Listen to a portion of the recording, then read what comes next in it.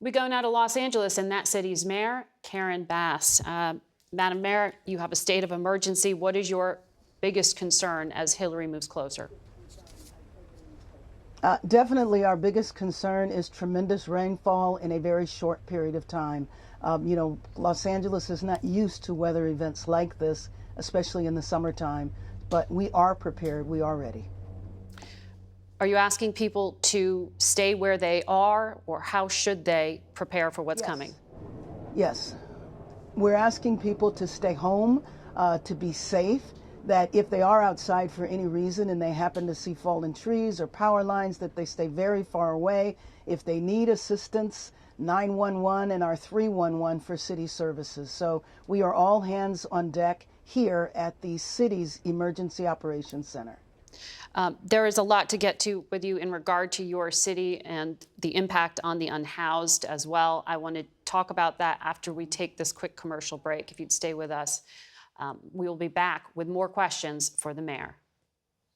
Welcome back to Face the Nation. We want to continue with Los Angeles Mayor Karen Bass. Madam Mayor, your city has an unhoused population of more than 40,000 people. Some of them reside in these LA riverbed areas. Are you going to have to go in and clear them out because of the rains that are coming? Well, actually, outreach started a couple of days ago, and you are right. We have hundreds of people on our riverbeds, and every time we have a rain event, helicopters drive by, as well as hundreds of outreach workers go by in advance to tell them to seek shelter, and we do have shelters open. And if you talk about our county, that's just the city. If you add in the county, you are talking about more than 70,000 people who are unhoused, and the vast majority of them are living outside in tents. When we spoke to you last year, you said your first plan of action was to declare a state of emergency to tackle that homelessness. Why hasn't it made more of a difference?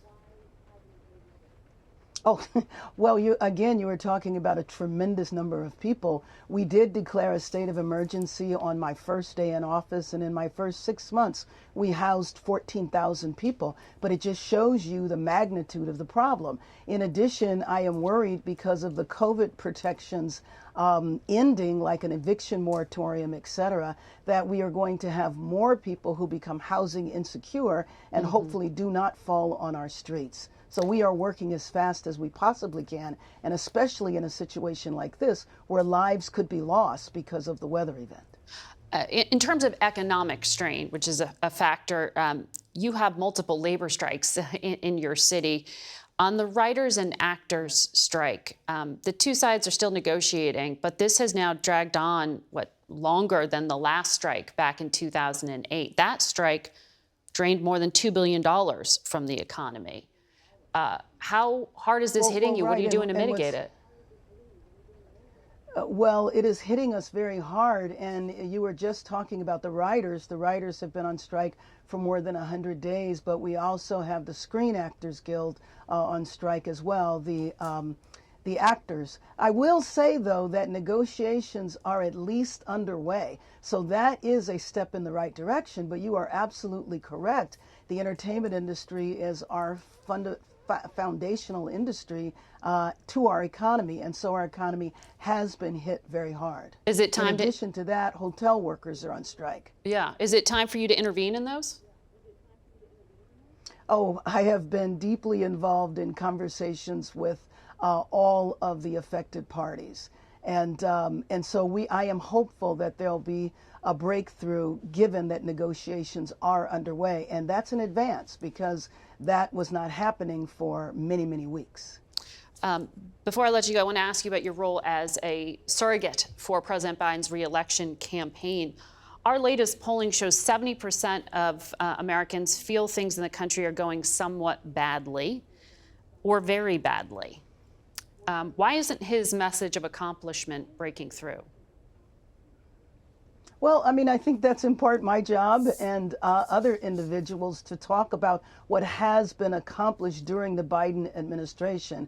I mean, for the first time, we've had a lot of agreements around climate change, around transportation, infrastructure. If you remember, the last administration had infrastructure week numerous times, but there was never a bill passed. And a historic bill was passed under Biden's administration, and the economy is getting better. Remember, a few weeks ago, we were all anticipating, a few months ago, a terrible recession. That has not happened. I think that's indication of the strength of the Biden administration's policies. Okay, well, maybe some optimism will break through sometime soon there.